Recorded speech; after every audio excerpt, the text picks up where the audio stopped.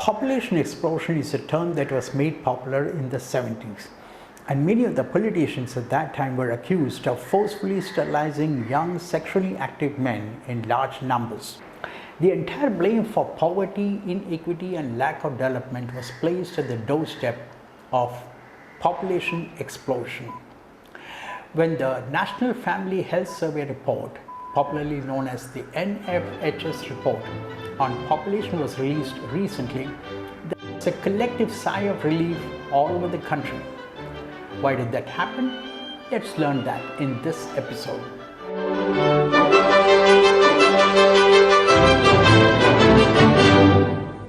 Uncontrolled population growth was considered a bane for underdeveloped countries, and China, just like India, went into an overdrive to control its population. But those were days when we were simple and straightforward. Then came the years of 1990s when Dr. Manmohan Singh deregulated the economy, and that changed the narrative completely. Suddenly, India's population became its biggest asset for several reasons. The most obvious reason was the size of the market that India provided. Multinational companies around the world could not stop drooling at the fact that India's middle-class population was bigger than the entire European Union. Secondly, for international manufacturing and service sectoral players coming into India, the locally available English-speaking talent pool was a boon. Indians were quick at learning. And thirdly, and most importantly, the cost of talent in India was abysmally low. Then what changed the narrative after the recent NFHS report was released? The topic is a little more complicated as there is more to the countrywide trends than meets the eye. The policies that the governments made in the 60s and 70s are no more relevant. The recent TFR, the total fertility rate reports, are showing an interesting trend. From 1880 to 1970, the total fertility rate of Indians was hovering around 5.9, which essentially means that a married couple would have about 6 children. That was comparable with global average. But when we talk about TFR, we usually think it's about men's virility and sperm count. No, it is not. TFR essentially refers to women's ability to produce children during reproductive years. After 1970, India's TFR came down to 5.7. Then the downward slide began. The governments after 1970 also made relentless efforts to control what was called population explosion.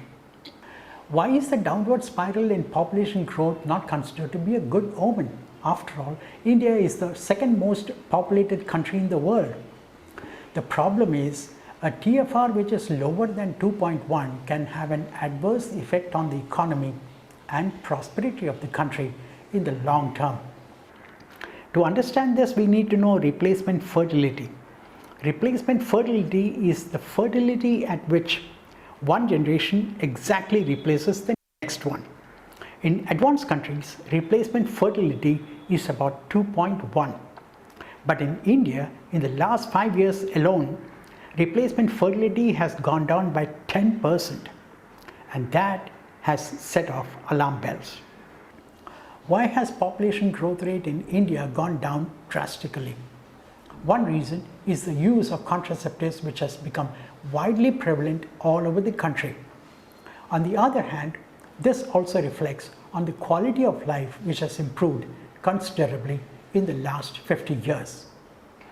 The falling fertility rate only reveals that the average standard of living is going up. But what is startling in the recently released NFHS report is that the urban fertility rate is as low as 1.6, while in the rural India it is 2.1. But at the same time, the urbanization of India is happening at a very fast pace. So the urban fertility rate will have a telling effect on the total population growth in India. India's population history is also quite interesting.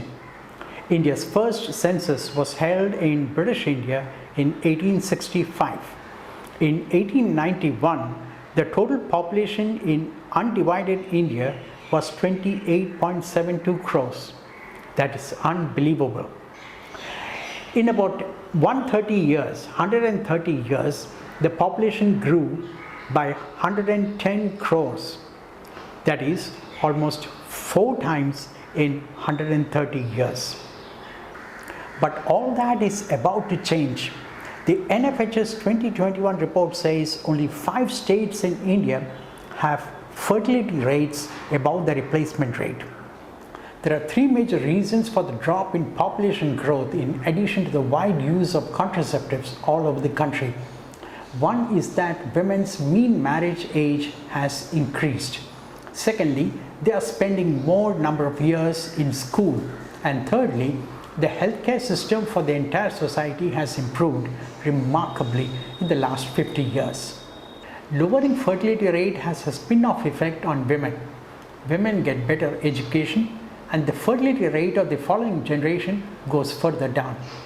Today, all of us are celebrating the fact that in India, the working age group is larger than the dependent age group.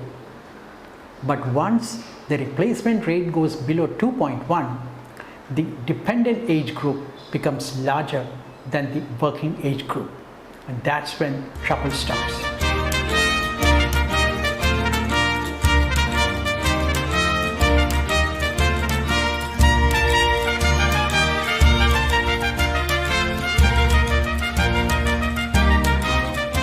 This would mean that the millennials and boomers will be much more in number than aged parents and kids in the country, and that ostensibly would boost income and investment because of high savings.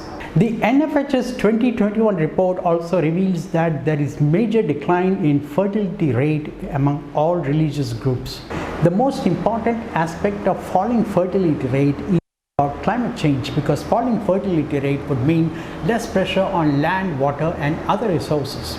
But at the same time, many countries in Europe and Japan have found, much to their chagrin, that working age population has slowly moved into old age, and the working age population has also shrunk because of falling fertility rate.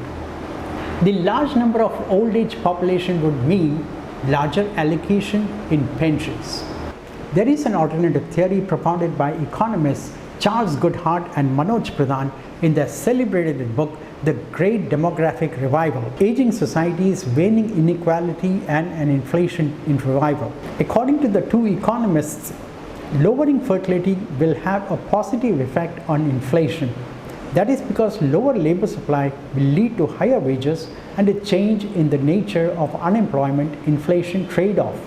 What they mean to say, low inflation can be maintained during low unemployment. One of the solutions that developed countries have found to meet the talent crunch is to allow an influx of immigrants from countries which have large population.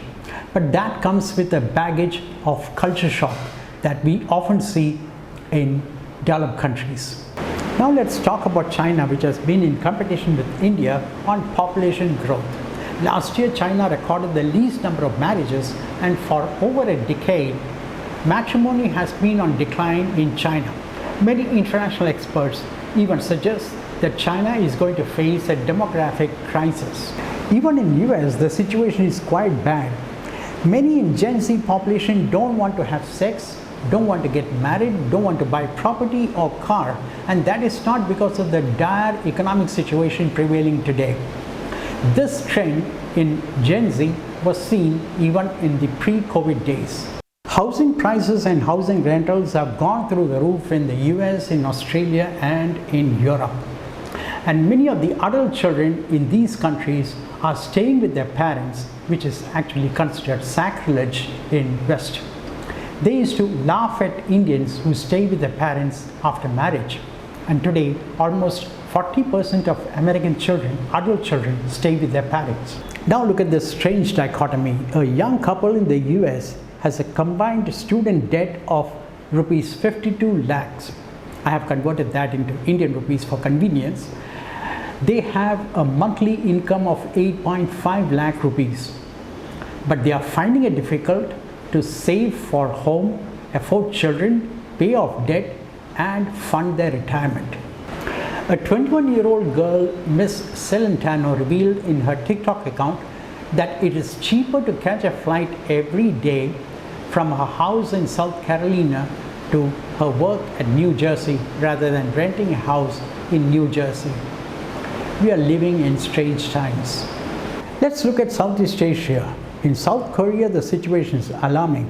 Most couples hope to have children, and that hope is dissipating fast owing to the high housing cost, oversaturated job market, and plummeting success rate of marriages. The story of South Korea is even more stunning.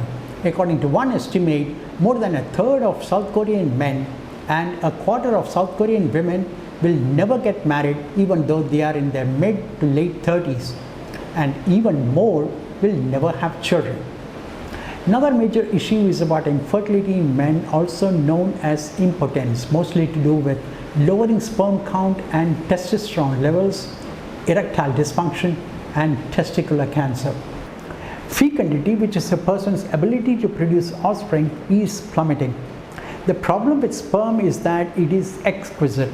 Even a small change in its environment can impact its survival and effectiveness.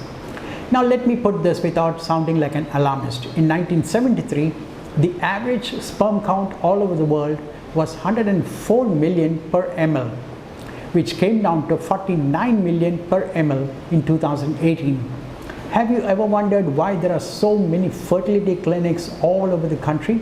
Many experts even feel that there could be natural selection at work, because when there is overpopulation, the fertility goes down naturally. Now let's come to the meat of the matter. Researchers have argued that the deceleration in fertility rate is caused by epigenetic changes. Epigenetic changes means alterations to the way genes work. And what causes the epigenetic changes? The usual suspects: climate change, toxic pollutants, and modern way of life. Now the point is that even if we identify the causes for epigenetic changes that cause the fall in fertility rate, what can we do about it? Nothing. To give an example of how things are going terribly wrong, chemicals found in plastics, fire retardants, and common household items have been held responsible for sperm DNA fragmentation. Fragmentation means break or damage to genetic material. And this fragmentation can take place or have an impact beyond conception, which means DNA fragmentation can cause early term miscarriages. Poor diet, stress, and sedentary lifestyle have affected fecundity. But Indians are also prone to PCOD, diabetes, and thyroid disorder, which affect fertility. As discussed earlier, there are survey reports that say that Gen Z is averse to having sex, getting married, buying a car, buying a house, and even having an occasional drink. All that points to a dire situation in future. But let's keep that for another day.